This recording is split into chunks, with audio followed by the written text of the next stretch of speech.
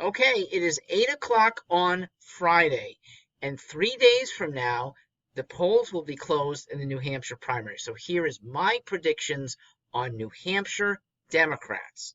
Republicans are easy. I put them into three categories where I'm not going to give the exact finish, but I'm going to give the approximation. That sounds wussy. Well, I'll go out on a limb to say that these will come through within 3% on the top pair, within 2% in the middle, and within 1% in the lower set. Here goes. It's going to be a very close finish between Buttigieg and Sanders. I say 26 and 25% of the vote. Distant third and fourth and fifth at 13, 12, and 11%. Name your order. Slight prediction, Warren, Klobuchar, Biden.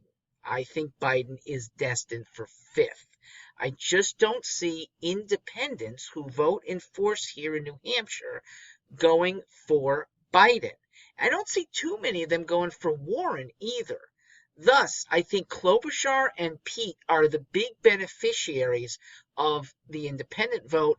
Bernie's a slight beneficiary of that independent vote as well, compared to Iowa, where independents weren't voting.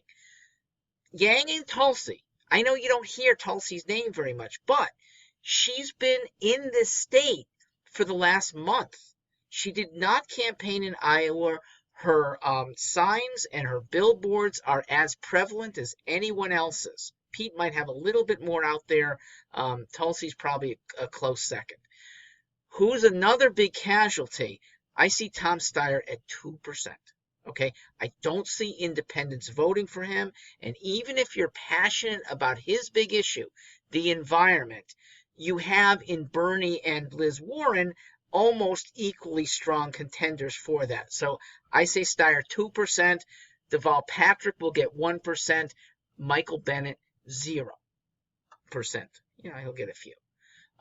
He might get beaten out by a write-in for Bloomberg. Who'll quit? Warren. I see her being done within a week. There's no case for her to be the nominee. She'll get trounced by Trump. There is a case for her trying to put Bernie over the top and making little amends, maybe taking a nice promise of, you could be my next Supreme Court justice, or you could direct my HHS department if I, Bernie Sanders, am the president. So even with a third place finish, I think it'll be a distant third for Warren, and I think she will stop within a week. All right, there's my prediction. Oh, now, by the way, I need to show predictions of who will be president from 4 years ago. Okay, give me some cred here. Look who might not have even known they were running in early 2016, yet strong running now. Was Bloomberg on the ballot in 2016? Warren and Steyer nowhere near announcing. And then Biden was my top choice. Oh, this guy is still a choice in my mind, even though he doesn't know he's running yet. And that would be Jon Stewart. Okay? I'll do the percentages again in March. We'll see who's still alive here and who might have come up. But give me some credit. From 4 years ago, that was my 2016 prediction. Most of these guys still alive. All right, I am Mark Stewart Greenstein. Happy to be a predictor. We'll see how close I come. Again, my prediction within 3%, 26-25 Bernie and Pete. Within 2%, a 13, 12, 11 for Amy, Warren, and Biden.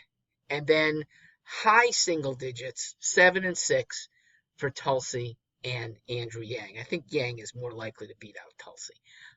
Steyer, he'll still stay in the race, even with his 2%. He's got money. He's got a purpose. He'll stay in. Elizabeth Warren, my candidate for dropping. Good night.